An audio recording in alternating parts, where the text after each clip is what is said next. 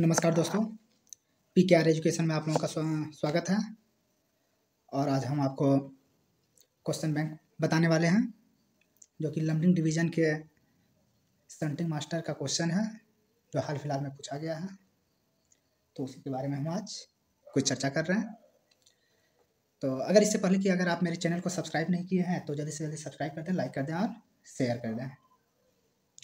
तो चलते हैं आज के सवाल की ओर। आज का पहला सवाल है आपका, जो पूछा गया है। पहला सवाल है आपका, T806 का उपयोग शंटिंग उद्देश्य के लिए किया जाता है। क्या कह रहा है? T806 का उपयोग शंटिंग उद्देश्य के लिए किया जाता है। सही है। T806 का उपयोग किसके लिए किया जाता है? शंटिंग के लिए किया जाता है। ठीक है, ये सही है। दूसरा कहता है, पूसी रेलवे में फ्लाइंग शंटिंग प्रतिबंधित है। Flying shunting is prohibited in NF railway. कह रहा है कि फ्लाई शंटिंग जो है NF रेलवे में चल रहा है, बिल्कुल प्रतिबंधित है। ठीक है, फ्लाई शंटिंग यहाँ नहीं होता है। तो ये भी आपका सही है। ठीक है। तीसरा नंबर क्वेश्चन कहता है, क्षैतिज रूप से पूरे शरीर के आर पार सफेद रोशनी लहराना खतरे का संकेत देता है। ये भी आपका सही है। ठीक है, क्षैतिज रूप से पूरे शरीर के आर पार सफेद रोशनी लहराना खतरे का संकेत है। ये भी आपका सही है। 4 नंबर का सवाल कहता है, केवल एक गाड़ी प्रणाली में मेटल बैच प्रस्थान प्राधिकार होता है। ये भी आपका सही है। ठीक है, मेटल बैच केवल एक गाड़ी प्रणाली में प्रस्थान प्राधिकार होता है। ठीक है, चलते हैं अगले सवाल की ओर। अगला सवाल कहता है आपका, कार्य संचालन समय सारणी में पॉइंट्समैन के कर्तव्यों का वर्णन है। अब आप पॉइंट्समैन हैं, इसका खुद उत्तर दीजिए। ठीक है, आप पॉइंट्समैन हैं तो ये तो आपको पता होना चाहिए। 5 नंबर का आपको आंसर देना है कमेंट बॉक्स में जाके। अगले चलते हैं अगले सवाल की ओर। 6 नंबर सवाल कहता है, ऑफ स्थिति में शंट सिग्नल 2 विकर्ण सफेद रोशनी दिखाता है। ऑफ स्थिति यानी ऑफ और ऑन, लगभग कंफ्यूजन होता है। तो ऑन स्थिति जो है आपका, जब वो रेड जलता है, जैसे कोई भी सिग्नल जब रेड अवस्था में रहता है तो उसको ऑन बोला जाता है। और जब उसको ऑपरेट किया जाता है, उसको येलो किया जाए या फिर ग्रीन किया जाता है, तो वो ऑफ स्थिति कहलाता है। तो यहाँ क्या कह रहा है, ऑफ स्थिति में शंट सिग्नल 2 विकर्ण सफेद रोशनी देता है। ये भी आपका सही है। ठीक है, चलते हैं अगले सवाल की ओर। अगला सवाल कहता है, 7 नंबर, शंटिंग की समान गति 25 किलोमीटर प्रति घंटा है। तो ये आपका गलत है। ये क्या आपका गलत है। शंटिंग की समान गति क्या है? 15 kmph है। कितना है? 15 kmph है। 15 है, फिर 8 है, फिर 5 है और 2 है। अब बताइए 15 जो है ये आपका सामान्य है। ठीक है, इसका जो नॉर्मल स्पीड है 15 है। 8 क्या है? 8 जैसे आपका हो गया तेल का टंकी वगैरह। ठीक है, विस्फोटक सामान का 8 हो गया। 5 क्या हो गया? एक बॉक्स वागन का शंटिंग स्पीड 5 है। और 2 क्या है? 5 बॉक्स वागन का शंटिंग स्पीड 2 किलोमीटर प्रति घंटा। ठीक, तो शंटिंग स्पीड की समान गति क्या है? 15 किलोमीटर प्रति घंटा है। 8 किलोमीटर क्या होता है? विस्फोटक पदार्थ या पेट्रोलियम जो BTPN होता है वो सबका 8 kmph है। 5 kmph क्या है? 5 kmph आपका है एक बॉक्स वागन की शंटिंग स्पीड 5 kmph है। और 5 वागन का शंटिंग स्पीड कितना है? 2 kmph है। ठीक है, 8 नंबर सवाल कहता है कि ब्लॉक बैक का संबंध सिग्नल विफलता से नहीं, ब्लॉक बैक का संबंध शंटिंग से है। ठीक है, इसका सिग्नल विफलता से कोई लेना देना नहीं है। जब पूरी गाड़ी को उठाना होता है, एक लाइन से दूसरी लाइन में डालना पड़ता है, तो ब्लॉक बैक और ब्लॉक फॉरवर्ड किया जाता है। चलते हैं 9 नंबर सवाल की ओर। 9 नंबर सवाल कहता है, TH602 का उपयोग एक राहत ट्रेन को बाधित ब्लॉक सेक्शन में प्रवेश हेतु अधिकृत करने के लिए दिया जाता है। यानी कह रहा है कि T806 का उपयोग राहत रिलीफ ट्रेन को भेजने के लिए उपयोग किया जाता है। नहीं, ये गलत है। ठीक है, T602 किसको दिया जाता है? T602 आपको दिया जाता है आपका, ये क्या बोलते हैं आप, ये टावर वागन को दिया जाता है। किसको दिया जाता है?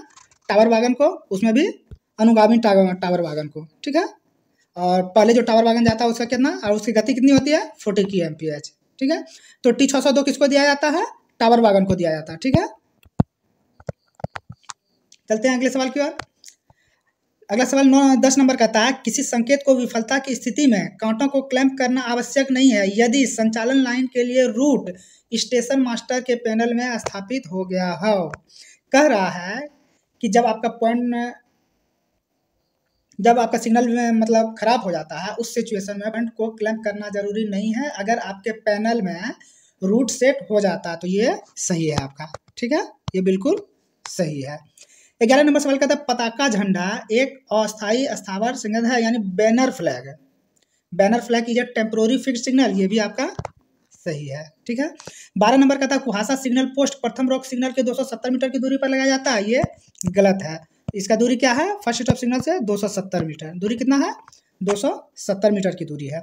13 नंबर सवाल का था GDR तैयार करने से पहले वायुदाब निरंतरता की पुष्टि की जानी चाहिए, बिल्कुल सही बात है। GDR जांच करने से पहले एयर प्रेशर चेक कर लेना चाहिए। 14 नंबर सवाल कहता है BCN वागन का ब्रेक पाइप लाल रंग का होता है, ये गलत है। इसका क्या होता है? ये हरा रंग का होता है। किस रंग का होता है? हरा रंग का होता है। ठीक है। 15 नंबर सवाल कहता है कांटों का सम्मुख या अभिमुख होना यानी टेलिंग या फेसिंग पॉइंट का होना गाड़ी की दिशा पे निर्भर करता है, बिल्कुल ये गाड़ी की दिशा के ऊपर निर्भर करता है। जिधर से गाड़ी आ रही है पहले जो पॉइंट मिलेगा वो फेसिंग पॉइंट होगा, फिर बाद में जो मिलेगा वो टेलिंग मिलेगा। इसीलिए गाड़ी की दिशा के ऊपर डिपेंड करता है कौन फेसिंग पॉइंट है और कौन टेलिंग पॉइंट है। 16 नंबर कहता है रात के दौरान दुर्घटना राहत ट्रेन का निकासी समय 25 मिनट है। क्या कह रहा है? रात में दुर्घटना ट्रेन का निकासी समय कितना है? 25 मिनट है, ये गलत है। कितना है टाइम? रात में कितना है? रात में 45 मिनट है। रात में कितना है? रात में 45 मिनट है। दिन में कितना है? 30 मिनट है। समझ गए? ART का रात में निकासी समय 45 मिनट और दिन में 30 मिनट। चलते हैं 17 नंबर सवाल की ओर। 17 नंबर सवाल कहता है स्थिर वाहनों को सुरक्षित करते समय स्टेशन भवन के निकट वाहन पर सेफ्टी चेन लगानी चाहिए। कह रहा है कि जब आप किसी लोड को या किसी गाड़ी को अपने स्टेशन में स्टेबल करते हैं तो चेन जो है स्टेशन भवन के जो नज़दीक का वागन है उसमें लगाते हैं, जो कि गलत है। इसका सही आंसर क्या होगा? इसका होगा बोथ साइड। ठीक है, बोथ साइड। ठीक है, दोनों तरफ लगाना होता है और प्रत्येक 15 गाड़ी पे लगाना पड़ता है।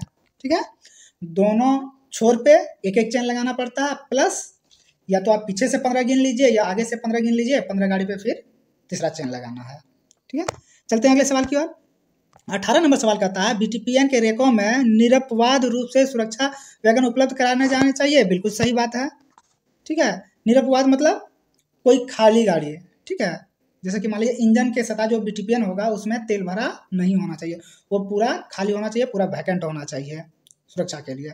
19 नंबर कहता है फॉलिंग मार्क वह स्थान होता है जहां एक पॉइंट्समैन को किसी पास थ्रू ट्रेन को आगे बढ़ाने का संकेत दिखाते समय खड़ा होना चाहिए, ये पूरी गलत है। ठीक है, ये गलत बात है। ये जो है एक सुरक्षा की दृष्टि से जो न्यूनतम दूरी रहना चाहिए दो गाड़ी के बीच जो न्यूनतम दूरी होना चाहिए, फॉलिंग मार्क वही दर्शाता है। समझ गए? 20 नंबर सवाल कहता है वरिष्ठ मंडल परिचालन प्रबंधक मंडल स्तर पर परिचालन विभाग का सबसे शीर्ष अधिकारी होता है, बिल्कुल सही है।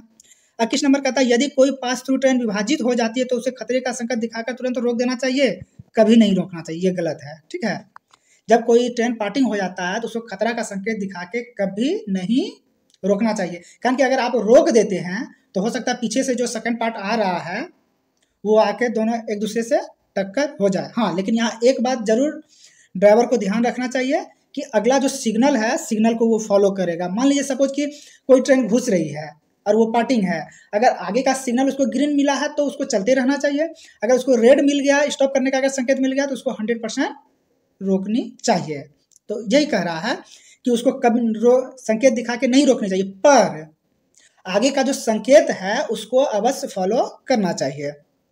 22 नंबर सवाल कहता है कि T369 का 3B ऑन स्थिति में सिग्नल को पार करने का अधिकार है, बिल्कुल सही कह रहा है। ठीक। 23 नंबर सहायक नियम क्षेत्रीय रेलवे के प्राधिकृत अधिकारी द्वारा जारी किया जाता है, बिल्कुल सही है। 24 नंबर पहले रोक सिग्नल के अलावा किसी भी रोक सिग्नल के नीचे शंट सिग्नल लगाए जा सकते हैं, ये भी सही है। शंट सिग्नल जो है आपका फर्स्ट स्टॉप सिग्नल, किसको? फर्स्ट स्टॉप सिग्नल को छोड़कर किसी भी स्टॉप सिग्नल के नीचे यानी किसी भी सिग्नल के नीचे लगाया जा सकता है। ठीक, अब शंट सिग्नल में तो नहीं लगाया जाएगा। ठीक है, तो फर्स्ट स्टॉप सिग्नल को छोड़कर किसी भी रोक सिग्नल के नीचे शंट सिग्नल लगाया जा सकता है। वहीं अगर बात उठता है कॉलिंग ऑन सिग्नल को, तो कॉलिंग ऑन लास्ट स्टॉप छोड़कर कहीं भी लगा सकते हैं। कॉलिंग ऑन को लास्ट स्टॉप सिग्नल में आप नहीं लगा सकते हैं और शंट सिग्नल को आप फर्स्ट स्टॉप सिग्नल में नहीं लगा सकते। 25 नंबर सवाल कहता है कि BPC ट्रेनों के गार्ड और लोको पायलट द्वारा तैयार किया जाता है, ये भी आपका सही है। 26 नंबर कहता है T512 को एक गैर सिग्नल लाइन से ट्रेन भेजने के अधिकार के रूप में जानी जाती है। T512 क्या है? ये कॉमन स्टार्टर में दिया जाता है। कहाँ दिया जाता है? कॉमन स्टार्टर के लिए। ठीक है, T512 कॉमन स्टार्टर के लिए है, न कि गैर सिग्नल स्टार्टर के लिए। ठीक। 27 नंबर कहता है एक बार में 1 माह से अधिक तक ड्यूटी से अनुपस्थित रहने पर किसी पॉइंट्समैन द्वारा नए सिरे से आश्वासन प्राप्त किया जाता है। ये बिल्कुल सही है। जब आप रह जाते हैं 1 महीने से ऊपर तो आपको एश्योरेंस देना पड़ता है। ठीक, चलते हैं अगले सवाल की ओर। 28 नंबर सवाल आपका कहता है एक मालगाड़ी के सबसे पीछे वाले ब्रेक वैन के पीछे हिस्से में अधिकतम 3 क्षतिग्रस्त वाहन जोड़े जा सकते हैं। ये भी आपका सही है। क्या है ये सही है। मालगाड़ी के पीछे कितना डैमेज वागन आप जोड़ सकते हैं? अधिकतम 3 जोड़ सकते हैं। 29 नंबर सवाल कहता है एक्सल बॉक्स का उभार, चटकी हुई रोल बेयरिंग, धातु ध्वनि, धुआं और लाल गर्म आग हॉट एक्सल का लक्षण है। बिल्कुल सही है। 30 नंबर सवाल कहता है रात के समय सफेद रोशनी को जितना संभव हो ऊपर नीचे की ओर लहराना रोक सिग्नल दर्शाता है। 30 नंबर तो ये क्या दर्शाता है? ये पार्टिंग सिग्नल है। ठीक है, व्हाइट रोशनी को रात में जितना हो सके ऊपर नीचे तेजी से करना ये पार्टिंग सिग्नल है। ये क्या है? ये पार्टिंग सिग्नल है। ठीक है, और रात में तो सफेद बत्ती को तेजी से ऊपर नीचे करेंगे और दिन में क्या करेंगे? दिन में हरी झंडी को करेंगे। ठीक है, दिन में हरी झंडी और रात में सफेद लाइट, इसलिए ये गलत है। 2011 में निर्मित एक पटाखा सिग्नल की समान आयु 12 वर्ष है, नहीं 5 वर्ष है। ठीक है, ये गलत हो जाएगा। भारतीय रेलवे के सभी मंडलों में लमडिंग मंडल के रेलवे अधिकारी भारतीय रेलवे के सभी मंडल में लमडिंग मंडल के रेलवे अधिकारी में सबसे अधिक राज्य हैं। बिल्कुल सही बात है। कौन कौन से राज्य हैं? सबसे पहले आप एनएफ रेलवे में कौन कौन आता है और लमडिंग डिवीजन में देखिए कौन कौन आता है। सबसे पहले आपका असम आ गया, दूसरा मेघालय आ गया, फिर त्रिपुरा आ गया, मिजोरम आ गया, मणिपुर आ गया, नागालैंड आ गया। समझ गए ना? तो इतने सारे फैले हुए हैं। 33 नंबर सवाल कहता है यदि गाड़ी परीक्षक द्वारा अनुमति दी जाती है तो किसी डेढ़ लोगों को राजधानी या शताब्दी एक्सप्रेस के साथ जोड़ा जा सकता है। किसी भी हालत में राजधानी और शताब्दी में नहीं जोड़ा जा सकता है। ठीक, मेल ट्रेन में जोड़ा जा सकता है लेकिन राजधानी और शताब्दी में नहीं जोड़ा जा सकता है। 34 नंबर सवाल कहता है निम्नगामी दिशा के लिए यानी डाउन दिशा के लिए paper line clear to PLCT जो होता है TD 1425 होता है। ये सही है, TD 1425 डाउन दिशा के लिए होता है। 35 नंबर कहता है कि हाथ के संकेतों के स्थान पर वॉकी टॉकी का प्रयोग करना वर्जित है। ये सही है। जहाँ हाथ के सिग्नल का प्रयोग किया जाना चाहिए वहाँ वॉकी टॉकी के सिग्नल का प्रयोग नहीं किया जा सकता। जैसे कि मान लीजिए आप थ्रू पास ट्रेन जा रहा है तो वहाँ आपका क्या है? वहाँ आपको ग्रीन सिग्नल दिखाना है थ्रू पास ट्रेन को, तो वहाँ आप वॉकी टॉकी उपयोग नहीं कर सकते हैं। 36 नंबर सवाल कहता है ब्रह्मपुत्र मेल भारत की सबसे लंबी यात्रा करने वाली ट्रेन है। ये गलत है। भारत की सबसे लंबी दूरी यात्रा करने वाली ट्रेन कौन सी है? ये है आपका विवेक एक्सप्रेस। चलते हैं अगले सवाल की ओर। अगला सवाल कहता है शंटिंग मास्टर को एक बार में कुल 180 दिनों का औसत वेतन अवकाश दिया जाता है। ये सही है। ये क्या है? सही है। BTO का उपयोग लोको में ईंधन उपलब्धता की जांच के लिए किया जाता है। ये गलत है। BTO यानी विजिबिलिटी टेस्ट ऑब्जेक्ट, इसका किस लिए होता है? ये कुहासे में है, दृश्यता के लिए है। D श्रेणी के स्टेशन को फ्लैग स्टेशन भी कहा जाता है। सही है। 40 नंबर सवाल कह रहा है पर्याप्त दूरी संरक्षा से संबंधित है। बिल्कुल सही बात है। पर्याप्त दूरी होता है एडिक्वेट डिस्टेंस, वो सेफ्टी से रिलेटेड है। ठीक है। 41 नंबर सवाल कह रहा है समान शंटिंग के दौरान अधिकतम गति कितनी होनी चाहिए? समान शंटिंग के दौरान अधिकतम गति कितनी होनी चाहिए? 15 kmph का होना चाहिए। 42 नंबर सवाल का बॉक्सन या BCN यदि वागनों से युक्त एक पूर्ण रेक मालगाड़ी को स्थिर करते समय प्रत्येक छोर पर कितने वाहनों का हैंड ब्रेक लगाना चाहिए? 6 का लगाना चाहिए। ठीक है, पीछे से भी 6 लगाना चाहिए और आगे से भी 6 लगाना चाहिए। तो दोस्तों आज बस यहीं तक, और इसका जो बाकी क्वेश्चन है आज मैंने आपको 42 क्वेश्चन बताया, इसके बाकी का जो क्वेश्चन है अगले एपिसोड में बताया जाएगा। ठीक है, और चैनल को यूं ही देखते रहें, और आपको वीडियो कैसा लगा जल्दी से जल्दी कमेंट सेक्शन में जाके बताएं। धन्यवाद। जय हिंद, जय भारत। तो दोस्तों अगर आप मेरे चैनल पर नए हैं तो सबसे पहले मेरे चैनल को सब्सक्राइब करें, लाइक करें और शेयर करें और अंत में बेल घंटी बजा दें ताकि इसी प्रकार के नए नए वीडियोज के आपको नोटिफिकेशन मिलता रहे।